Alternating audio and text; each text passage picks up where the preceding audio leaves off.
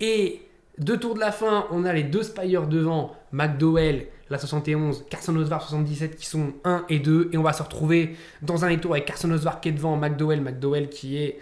il est où McDowell? On ne voit pas trop ici. Mais sauf qu'on va avoir ce crash où on va avoir McDowell et Osvar qui vont partir dans le décor. Pas de drapeau jaune parce que c'est le dernier tour.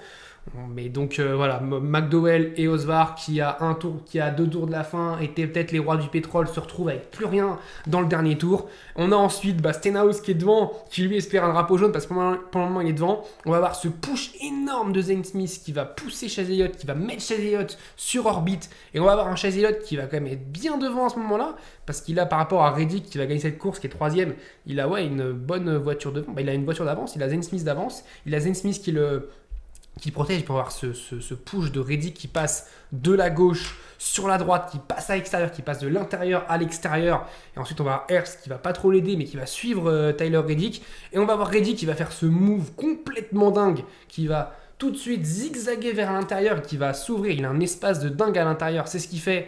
C'est beaucoup plus intelligent parce que d'aller à l'extérieur, il pouvait pas parce qu'il y avait le mur. Donc il va à l'intérieur. On voit Ryler Herbst, qui veut faire la même chose que Tyler Reddick, sauf que lui, il va se manquer. Il va pas faire gaffe à Chase Elliott. Il fait plus gaffe à ce qui se passe avec Tyler Reddick et avec Chase Elliott. Chase Elliott se rabat un peu. Paf, crash. Et on a Reddick qui est... Voilà, alors Reddick, il aurait pu avoir pas de bol si jamais Chase Elliott tapait la voiture de Reddick dans l'autre sens. Mais Reddick s'en sort